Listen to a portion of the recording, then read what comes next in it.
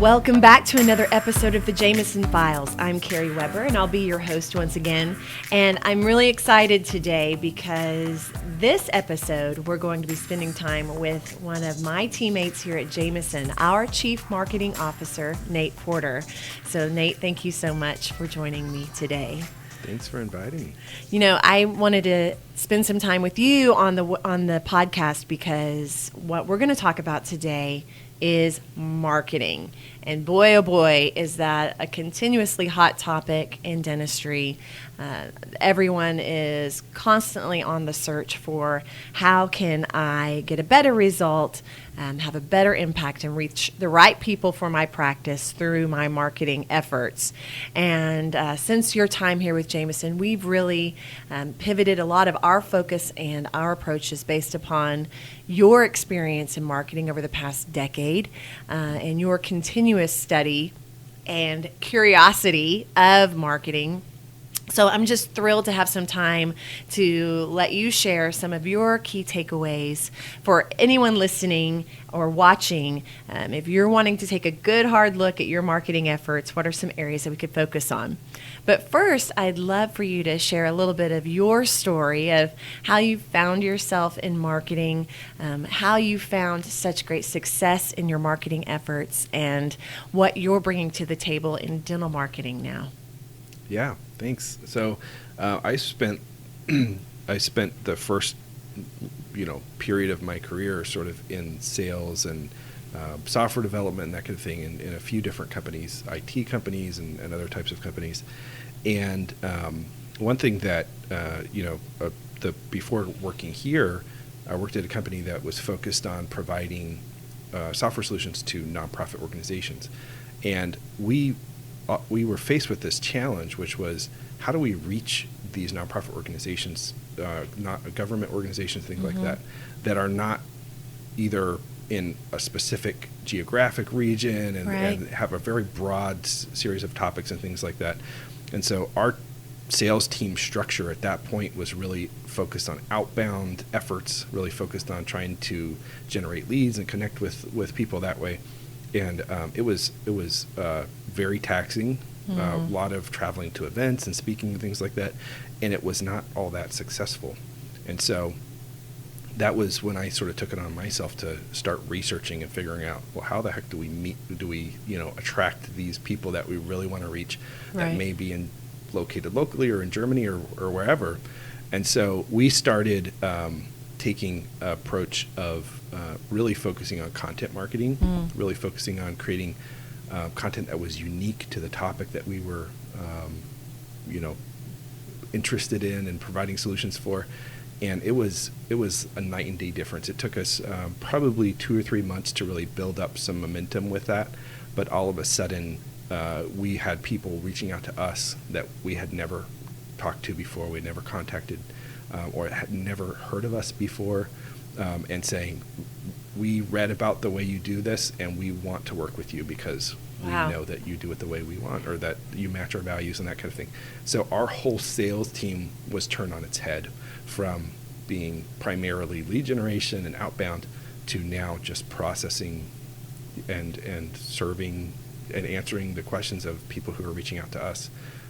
So that was my first foray, and I was like, wow, this works. And I kind of assumed that, okay, this is an anomaly. This works for us, but it probably wouldn't work for other people.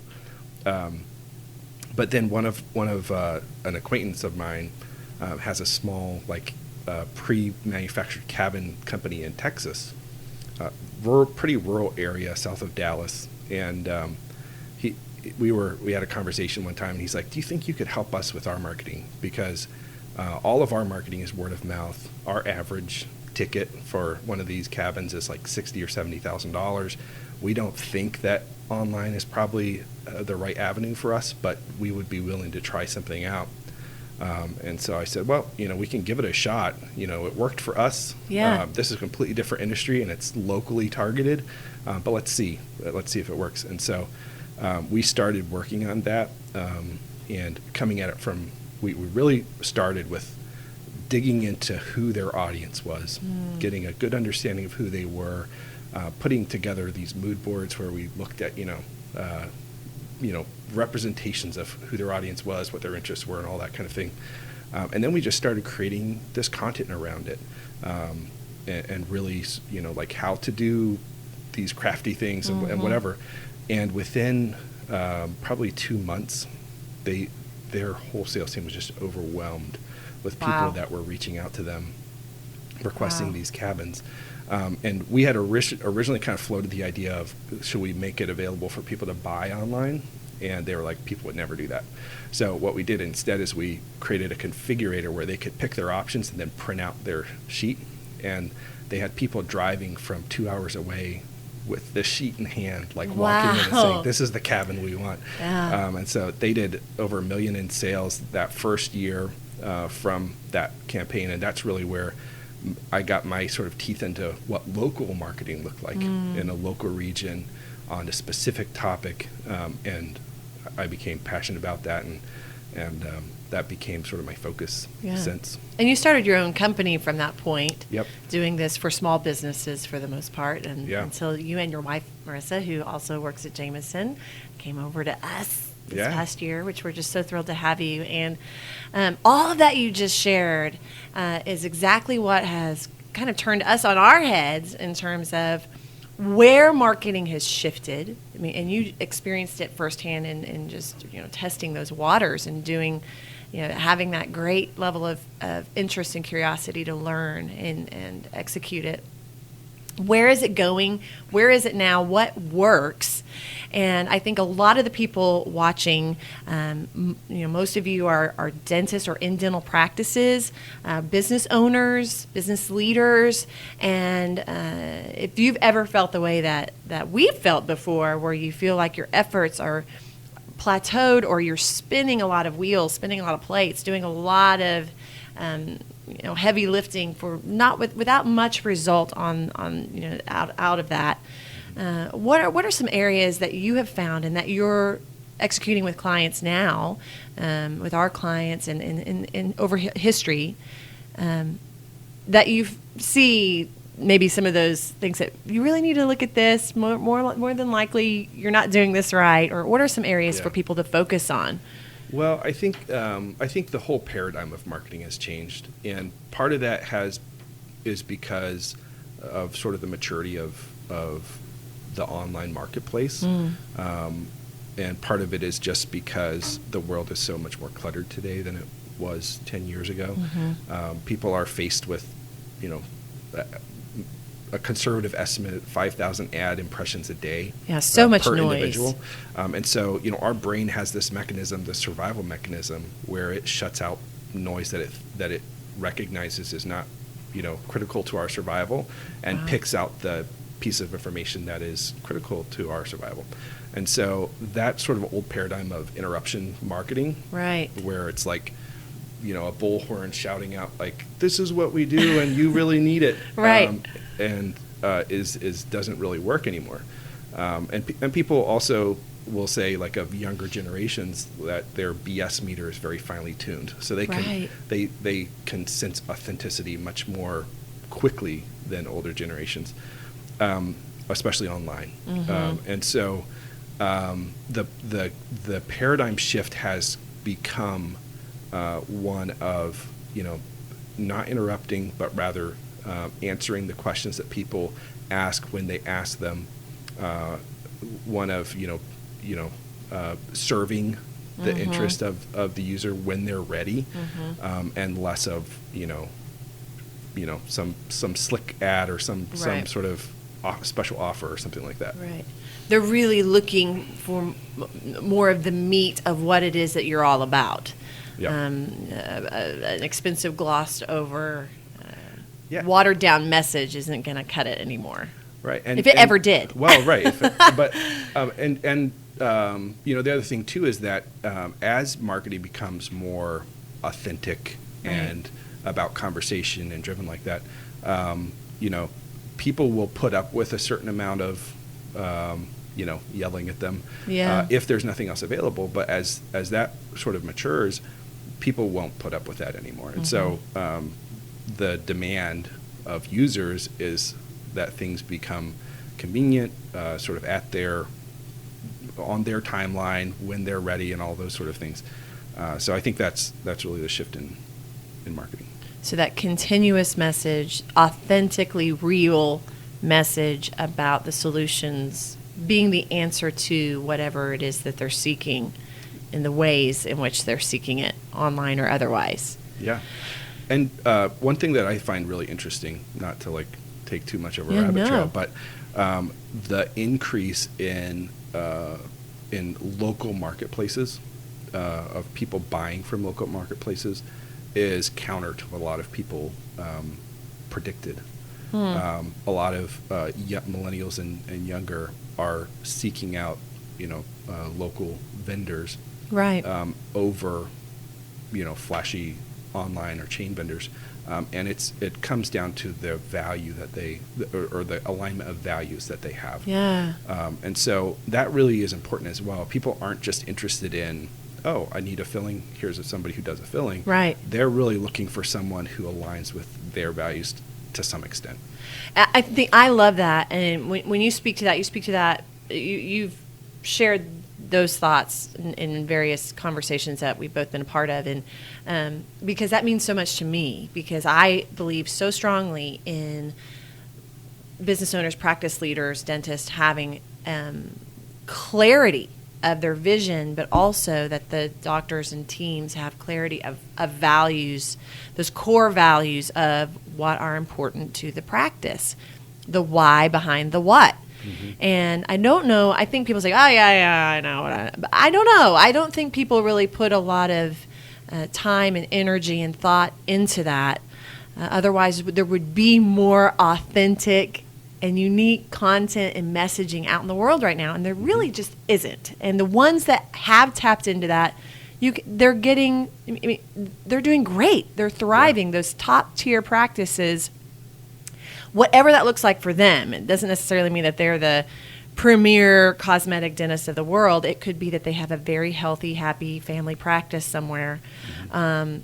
But they're very clear, and they communicate that very clearly, and they stick with that. And a lot of the doctors we've interviewed on this podcast, that is a recurring theme in conversations. Wouldn't you agree? Yeah. That clarity is important, not only in how you run your business, but how you communicate in your marketing efforts to your patients and potential patients. And I think that's exactly what you're stating right now. Yeah.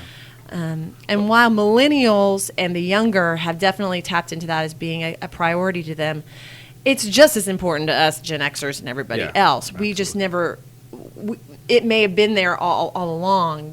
But we were taking other things into consideration just out of how we knew to behave. Well, and also what was available to us. So, as more personal, value-driven, authentic marketing is becoming visible and more available, of course people are going to choose that over a bullhorn, special offer type marketing. And don't you think that the more businesses that are out there marketing in that way do that and do it well, the more annoying the other kind really becomes. As a consumer, I mean, you can see that and call that out almost instantly. That's why some of even the largest companies have tried to tap into that meaningful message story, story marketing, and knowing that people are looking for that authentic connection.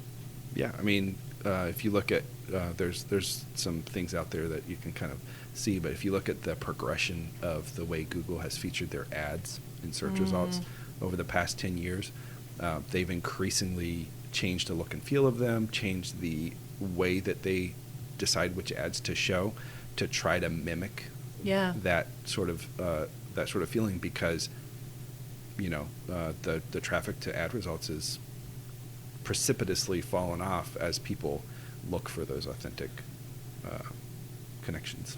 Precipitously. That's a great word.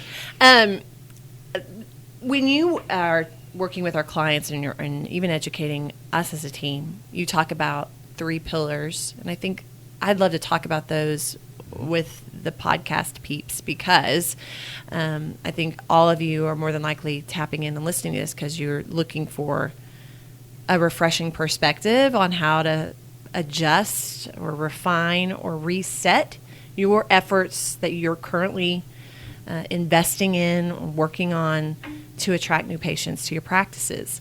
So would you mind briefly recounting those and giving everyone that's listening some homework, so to speak, in terms of, based upon those areas, what do they need to be looking at for themselves and maybe questioning or doing some work on? Yep. Yeah, I mean, and so where these sort of came about is that, if you try to take, there's so much information out there about marketing that it becomes overwhelming. Yes. And so where do you start? And this is what we've kind of boiled down as these are the key things to the foundation of any strategy. So the first one is people, or in your case, new patients. So this is a very specific audience. They're someone who doesn't know who you are, they don't know what you do, and they don't know how to get it. Right. And so the thing about understanding new patients, why it's so critical is because that's who we're trying to speak to. Right. And so understanding new patients is, understanding in detail who they are, what their characteristics are, what their hobbies are, what their interests are, all of those things. Our sort of approach to that is to create a persona worksheet where we can say, here's a hypothetical person that represents who, one segment at least of our new patient population. Here's what their daily life looks like. Here's their family status, their relationship status. Here's the things that, where they work, the things that they go through on a daily basis, what TV shows they watch, all of those things.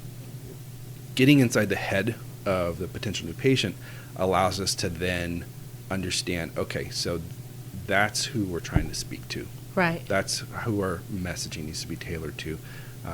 Those are the pain points even that we can identify, whether that's, don't have enough time, I'm concerned about holistic health, whatever those things are. I have kids, so I have a real interest in how kids are treated and so forth. That helps us to tailor our messaging. So it's not the messaging then is about how we answer their need or their questions, as opposed to we have these 4 services and here's a special that we're offering this month. That may completely not speak to what they're going through, what they need. Right. So that's the first foundational pillar. And I love that one. I feel like when you think about it that way, what you're doing is using this exercise to put yourself in the shoes of someone else. I mean, it's such a great exercise in emotional intelligence, really, because emotional intelligence is how you problem solve, how you take into consideration the other person, how you communicate. And if you have that depth, I mean, that's such a buzzy thing to say, emotional intelligence now, but I think that's exactly what this is. And marketers have been doing this for forever, and that's how they manage to tap into an ideal audience for whatever it is that they're wanting to accomplish. So it's a great exercise, I think, for any of you to think about what is an ideal patient, what are they to you, and to do that exercise to determine how can we more effectively communicate our message to them. Yep.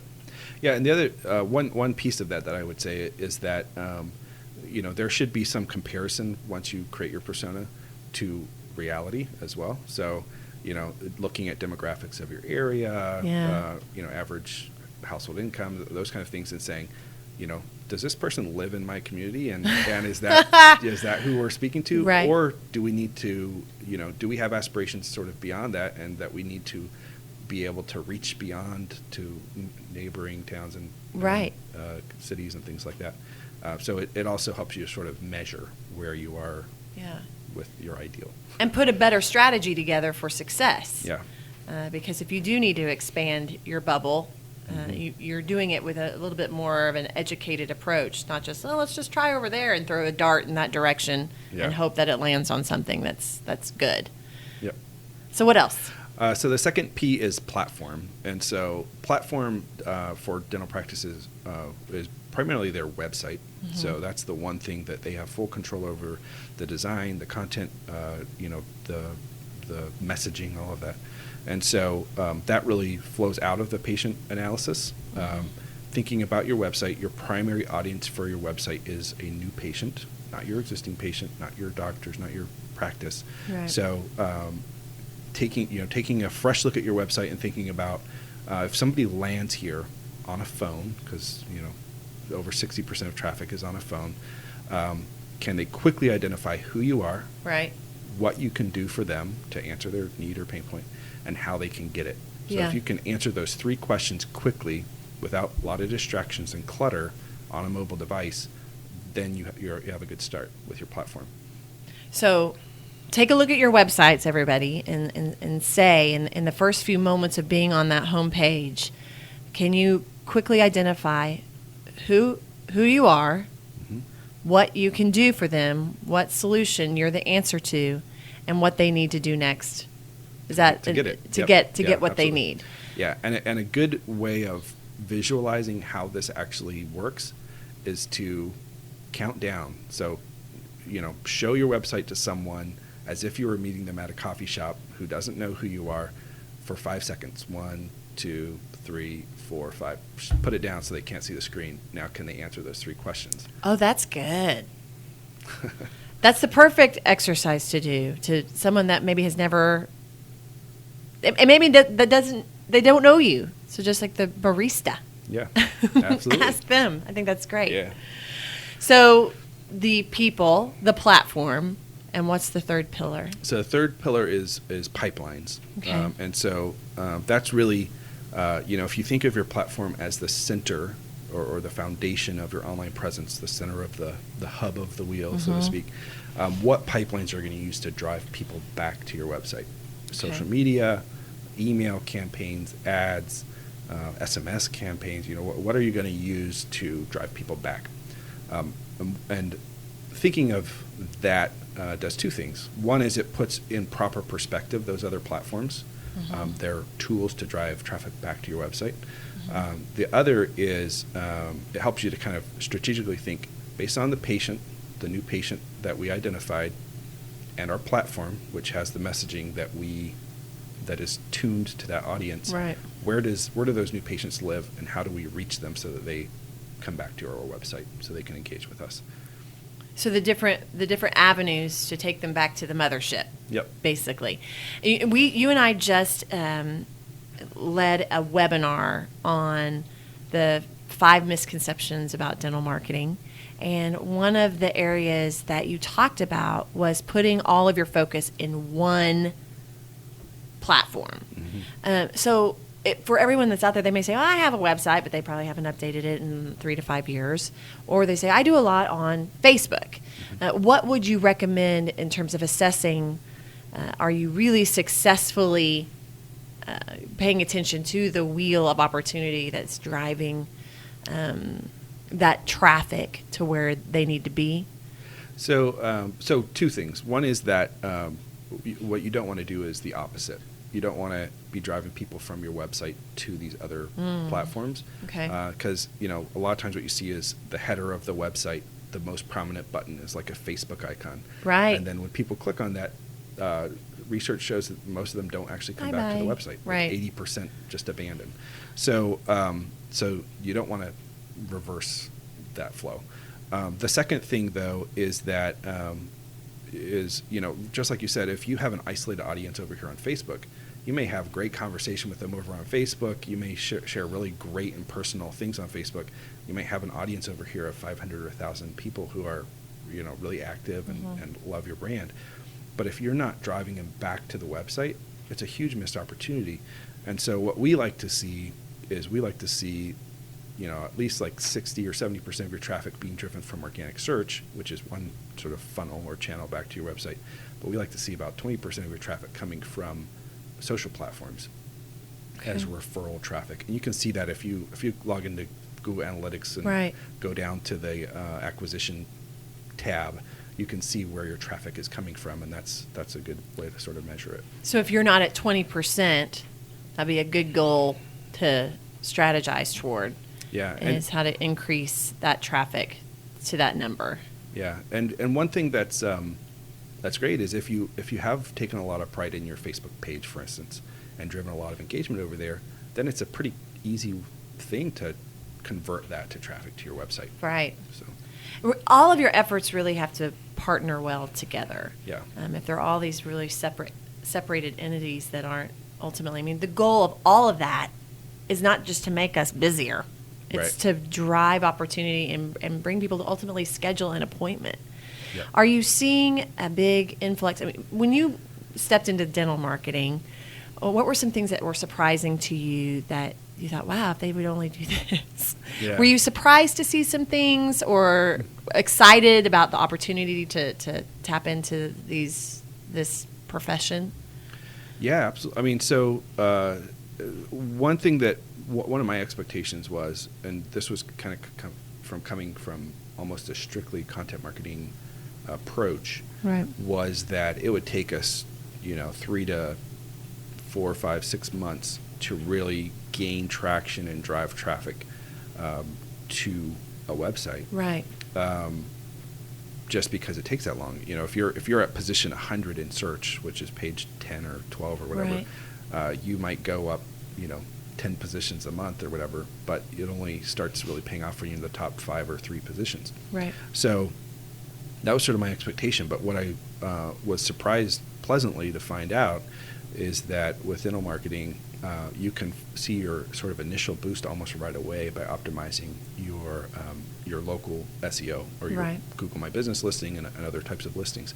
So you can get an immediate boost just from optimizing that, and we often see that boost happen, almost right away within the first month before the organic starts really paying off. Yeah. And Because ultimately the goal is that your efforts generate a phone call or a scheduled appointment, and so anything that you can do to shift your sales so that you're getting these kinds of results is important. So I think that's great. So for those of you listening, to do an assessment of the marketing of your business, of your practice, are you focusing on a very clear audience that is the right fit for the why and the what that you do?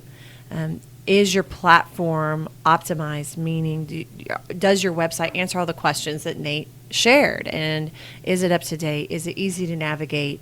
And does it answer the questions quickly that a potential patient would be seeking? And does it ultimately and easily lead them to scheduling an appointment? Because anything in customer service and marketing is how can we make this path as easy as possible for the patient, the consumer, to meet the end goal and do what they need to do to get that solution. And then to have those pipelines to really take a look at your efforts either in Google or on your social media outlets, and are you directing people in the appropriate way, in the appropriate direction towards that ultimate ambassador of your practice, your website. One thing that really did surprise me coming into dental marketing is how few practices expected a result from their marketing, which kind of blew my mind. As a small business person, entrepreneur in the past, thinking about, I always thought about marketing as an investment with a payoff. And, it seems like there is at least a large portion of, dental practices that have either given up on that as an objective or expectation, or never, had that expectation. But marketing really should be an investment, really should pay off. Right. And I think some people, market or look into marketing because they just feel like it's something that they have to do. They don't really see what it can do for them. They just say, well, I have to check this box. And what we're seeing is such extraordinary results. And it also goes to show if you start to shift with the trends of marketing, you can get a better result of the right kinds of patients reaching out to schedule appointments. And so while you're also assessing the marketing efforts you have, it's really important that you assess the systems you have within your practice to support an influx of new opportunity. To look into your telephone skills, your scheduling. Are you answering the phone when people call, and are you able to walk them through an exceptional new patient experience? It's all connected. Marketing is an integral part of your dental business, and it's all so connected. And it's important to look at your marketing efforts to see how it can be better, just like everything else. In my opinion, good business owners and entrepreneurs are always looking at the systems of your business to see, what are we doing well and what can we be doing better so that we are continuously moving forward and never falling back, or just being accepting of the status quo. It's a dangerous place to be. And I feel like there's a lot of people that just choose status quo in marketing. Do you agree? Oh, yeah. And it's easy, when you're a small business owner, you have lots of stuff that you're focused on. So it really is easy to sort of say, you know what, I haven't had time to focus on that. Yeah. Well, I'm excited to have more conversations with you on the podcast. I think this is just an introduction to things for everyone to start thinking about as you move forward into today's trends of marketing and how to get the best return on the investments you're making to spread the word about your practice to the right patients for you.